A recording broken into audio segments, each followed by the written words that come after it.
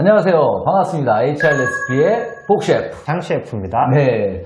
자, 오늘은 아주 특별한 주제로 여러분을 찾아뵈었는데요. 최근에 임금 피크제 무효 판결이 있었습니다. 많은 인사 담당자분들이 좀 당황했는데요. 이 임금 피크제 무효 판결에 대해서 살펴보도록 하겠습니다. 자, 먼저 이 판결이 어떤 판결인지 간단하게 좀 소개 좀 부탁드릴게요. 네, 한국전자기술연구원이라는 곳에서 몇 년 전에 임금 피크로 임금이 삭감이 됐는데 부당한 임금 체불이다 해서 소송을 제기했고 1심, 2심을 거쳐서 5월 26일에 대법 판결이 났는데 부당한 게 맞다. 그러니 체불된 임금을 지급을 해라. 이런 판결이 났습니다. 와, 당황스러운 상황인데요. 많은 기업들이 임금 피크제를 도입을 했거든요. 이제 그것이 무효고 그것이 체불이라면 네. 기업들이 이 사안에 대해서 대응하기 쉽지 않을 것 같아요. 네. 자, 그렇다면 법원이 네. 이 임금 피크제가 무효라고 판단한 근거는 과연 뭔가요? 일단은 크게 두 가지인데요. 먼저 그 임금 피크제를 도입할 때 절차적 정당성이 있어야 된다. 네. 그러니까 취업 규칙이면은 과반수의 동의를 받았는지, 노조가 있으면은 노조와 제대로 뭐 협상을 했는지 이런 것을 보고 있고요. 두 번째로는 임금 피크제의 정당성을 보는데요. 그 정당성으로는 첫 번째 도입 목적이나 필요성이 정당했는지를 보는 거고요. 그 다음에 이제 실질적으로 이제 감액이 되는데 그 감액되는 수준이 적절한지. 세 번째로는 경쟁력이 떨어져서 임금을 삭감을 하면 삭감되는 대상자에 대해서 어떤 조치를 해야 된다. 적절한 조치를 했는지. 마지막으로 삭감된 임금으로 인해서 얻은 재원을 적절하게 사용을 했는지 이 네 가지 기준으로 보고 있습니다. 네, 정당성 판단 요건을 들어보니까 더욱 어려워지는데요.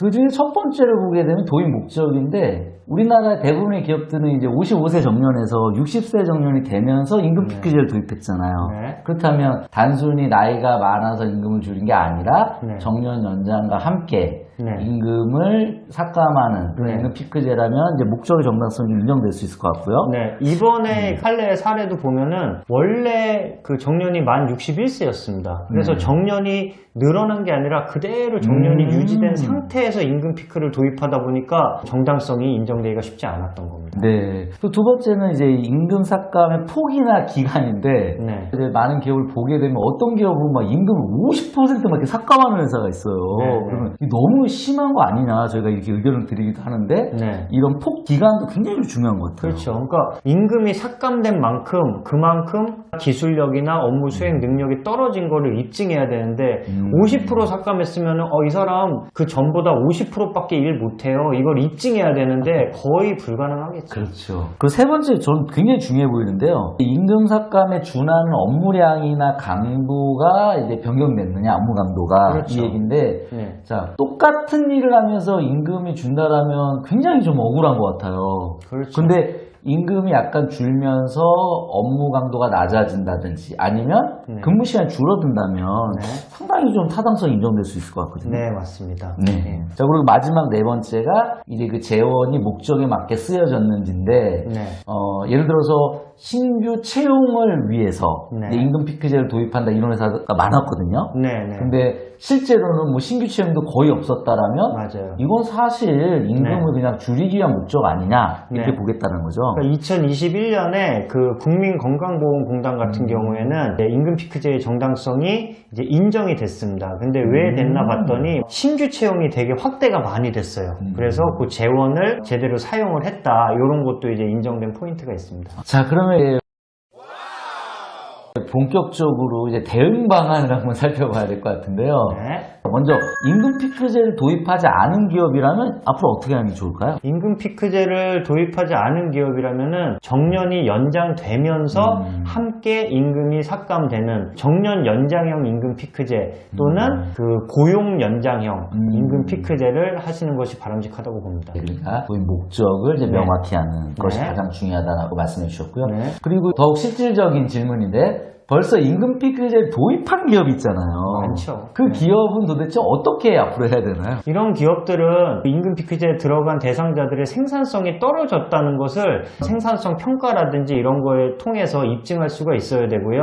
더 중요한 것은 생산성이 떨어졌으니 그거에 맞는 대상 조치를 해야 됩니다. 그 첫 번째가 직무를 더 쉬운 직무나 생산성에 맞춘 직무로 바꿔주든지 아니면은 근로 시간이나 업무량을 줄여줘야겠죠. 네. 자, 그러면 한번 정리해 보겠습니다. 임금 피크제에 대해서 저희가 알아봤는데요. 임금 피크제에 대한 근본적인 대안은 직무 성과급이 아닌가 싶어요. 네네. 그래서 일단 기본급을 직무에 맞게 결정을 해줘야겠죠. 네네. 하는 일의 난이도나 복잡성을 기준으로 기본급이 결정이 되고, 그 다음에 성과급이라는 것은 임금을 인상시키는 건데, 네네. 그냥 연봉 또는 근속에 따라 인상시키지 말고, 네. 이 사람의 업무 역량의 향상을 네. 기준으로 인상을 시킨다면, 네. 과연 임금 피크제가 필요할까 싶어요. 근데 지금 연공급 하는 곳은 대부분 제조업의 생산직들이나 이런 호봉제들이 많은데 그러면 호봉제를 다 연봉제로 변경을 해야 되는 건가요? 그런 측면은 아니고요. 호봉제를 하더라도 동일한 호봉을 올려주는 게 아니라 네. 생산성 향상을 진단해서 그 호봉을 차등 적용하는 것도 굉장히 가능한 방법일 수 있고요. 네. 나아가서 표준 체류 연한이라는 게 있는데 그 연한이 넘어간 직원들에 대해서는 그 호봉 상승의 그 피치라고 하거든요. 네. 그 피치를 좀 조정을 해서 네. 그 상승 곡선을 좀 완만하게 네. 그렇게 가는 것도 하나 대안이 될 수 있을 것 같아요. 그렇죠. 이번 사건을 계기로 좀 더 기업의 인사관리가 건강해지는 계기가 됐으면 좋겠습니다. 네. 자, 그럼 오늘 여기까지 HRSP 마치도록 하겠습니다. 감사합니다. 감사합니다. 네.